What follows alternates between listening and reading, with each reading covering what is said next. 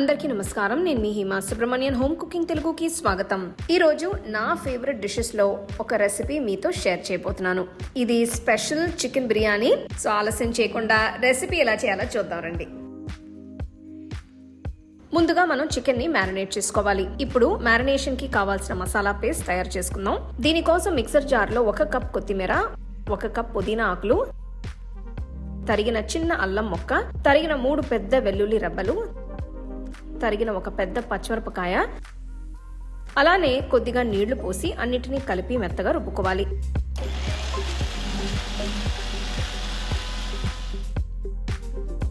చూడండి, మ్యారినేషన్ కి కావాల్సిన మసాలా పేస్ట్ రెడీ అయిపోయింది. గిన్నెలోకి తీసుకుందాం. ఈ రెసిపీకి నేను 1 అర కిలో అంత చికెన్ ని తీసుకున్నాను. దీన్ని శుభ్రంగా నీట్ గా కడిగి పెట్టుకోవాలి. ఇందులోకి టీ స్పూన్ ఉప్పు, అర చెక్క నిమ్మరసం, అలానే రుబ్బుకున్న మసాలా పేస్ట్ కూడా వేసి చికెన్ కి మసాలా అంతా కూడా బాగా పట్టేట్టు కలుపుకోవాలి. మీరు ఎవరితో ఈ చికెన్ బిర్యానీని ఎంజాయ్ చేయాలి అనుకుంటున్నారు? మీ బిర్యానీ పార్ట్నర్ ఎవరు అని నాకు కమెంట్ సెక్షన్ లో చెప్పండి. ఈ మసాలా మన చికెన్ కి మంచి రుచిస్తుంది. ఇప్పుడు ఈ చికెన్ ని 15 నిమిషాల పాటు మ్యారినేట్ చేసుకోవాలి. ఈరోజు బిర్యానీని కడాయిలో చేసుకోబోతున్నాం. దీనికోసం నేను వెడల్పాంటి కడాయి తీసుకున్నాను. కడాయి వేడైన తర్వాత 1 టేబుల్ స్పూన్ నూనె, అలానే 2 టేబుల్ స్పూన్లు నెయ్యి వేసుకోవాలి. తర్వాత మసాలా దినుసులు వేసుకుందాము. ఇందులో దాల్చిన చెక్క, లవంగలు, ఏలక్కాయలు, బిర్యానీ ఆకు, అన్నాసి పువ్వు, అలానే జాపత్రి తీసుకున్నాను. ఈ మసాలా దినుసులు కాస్త వేగిన వాసన వచ్చిన తర్వాత ఉల్లిపాయలు వేసుకోవాలి. ఈ రెసిపీకి నేను 2 పెద్ద ఉల్లిపాయలని పొడవుగా సన్నగా తరిగి వేస్తున్నాను. ఇది చాలా సులభంగా చేసుకునే 1 పాట్ రెసిపీ అండి. ఎవరైతే చికెన్ లేదా బిర్యానీని బాగా ఇష్టపడతారో మీకోసం ఇదివరకే నేను చాలా బిర్యానీ రెసిపీస్ చేశాను. వాటి లింక్స్ అన్ని కూడా నేను డిస్క్రిప్షన్లో ఇస్తాను, ఒకసారి చెక్ చేసుకోండి. చూడండి, ఉల్లిపాయలు బాగా వేగాయి. ఇప్పుడు ఇందులోకి 1 టీ స్పూన్ అల్లం వెల్లుల్లి పేస్ట్ వేసుకుందాం.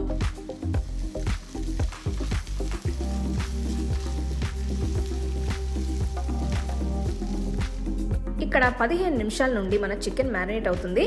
ఈ మ్యారినేట్ అయిన చికెన్ ని కడాయిలో వేసుకుందాం. చికెన్ ముక్కలు వేసిన తర్వాత అన్ని కలిసేటట్టు కలుపుకోవాలి.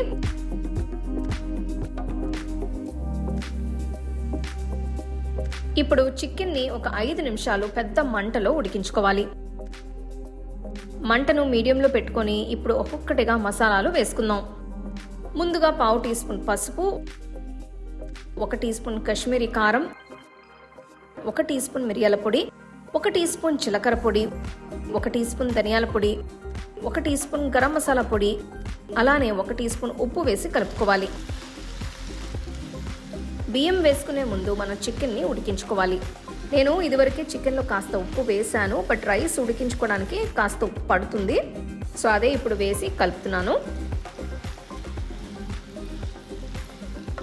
చికెన్ ఉడకడానికి ఇక్కడ నేను 1 కప్పు నీళ్లు పోసాను.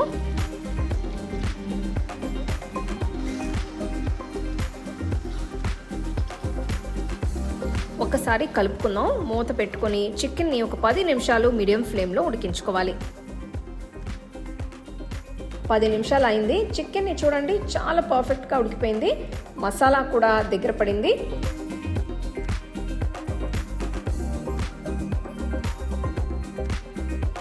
ఇప్పుడు ఇందులో నుంచి బిర్యానీ ఆకు తీసేసి 2 కప్పుల పల్సగా చేసుకున్న కొబ్బరిపాలు వేసుకోవాలి. ఈ పల్సటి కొబ్బరిపాలు 250 మెజర్మెంట్లో 2 కప్పులు తీసుకున్నాను. కొబ్బరిపాలు వేసుకున్న తర్వాత నెమ్మదిగా చికెన్ ముక్కలతో కలిసేట్టు కలుపుకోవాలి. ఈ కొబ్బరిపాలు మన బిర్యానీకి ఒక మంచి రుచినిస్తుంది.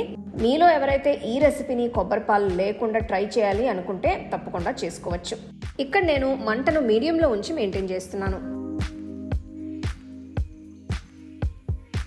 చూడండి, మిశ్రమం కొద్దిగా వేడవుతుంది. ఇప్పుడు నెమ్మదిగా నానబెట్టిన బాస్మతి బియ్యం వేసుకోవాలి. ఇక్కడ నేను 1 కప్పు అంటే 250 ml మెజర్మెంట్ అంత బాస్మతి బియ్యాన్ని 30 నిమిషాల పాటు నానబెట్టి ఉంచాను. నెమ్మదిగా బియ్యాన్ని నీళ్లు లేకుండా వేసుకుందాం. అంతా ఒకే చోట కాకుండా కడాయి మొత్తం స్ప్రెడ్ చేసుకోవాలి. గ్రేవీతో కలిసేట్టు బాస్మతి బియ్యాన్ని కలుపుకోవాలి. మూత పెట్టుకుని ఒక 20 నిమిషాలు లో ఫ్లేమ్లో ఉడకనివ్వాలి. ఇక్కడ ఆవిరి బయట పోకుండా ఈ హోల్ని కూడా క్లోజ్ చేసి ఉంచాను. 20 నిమిషాలు అయింది. ఇప్పుడు స్టవ్ ఆఫ్ చేసుకుని ఒక 15 నిమిషాలు బిర్యానీని దమ్లో మూత తీయకుండా పక్కన పెట్టుకోవాలి. చూడండి బిర్యానీ చాలా పర్ఫెక్ట్గా కుక్ అయింది. రైస్ అంతా కూడా మసాలాని బాగా అబ్జర్వ్ చేసుకుంది. ఈ రోజు నేను ఈ సింపుల్ బిర్యానీని జస్ట్ సింపుల్ రైతాతో సర్వ్ చేస్తున్నాను. ఎందుకంటే బిర్యానీలోనే చాలా ఫ్లేవర్స్ ఉన్నాయి. కానీ మీరు మీకు నచ్చిన గ్రేవీ లేదా ఏదైనా సైడ్ డిష్తో పేర్ చేసుకుని ఎంజాయ్ చేయొచ్చు.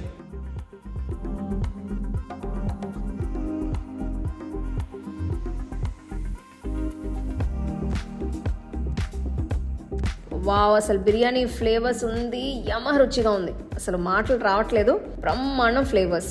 మిస్ అవ్వకుండా ఈ రెసిపీని ట్రై చేయండి. ఈ వీడియోలో నేను చూపించిన స్టెప్స్ అన్నీ కూడా తప్పకుండా ఫాలో చేసి ట్రై చేయండి, మీకు కూడా పర్ఫెక్ట్గా వస్తుంది. సో తప్పకుండా ట్రై చేసి ఎలా ఉందో నాకు చెప్పండి. అలాగే మీ ఫ్యామిలీ ఫ్రెండ్స్తో షేర్ చేసుకోండి. మీకు ఈ వీడియోలో నేను యూజ్ చేసే ప్రోడక్ట్స్ నచ్చితే కింద ట్యాగ్ చేశాను, చెక్ చేసి చూడండి. All my home cooking digital cookbooks are now available on shop.homecookingshow.in. Download and start cooking today.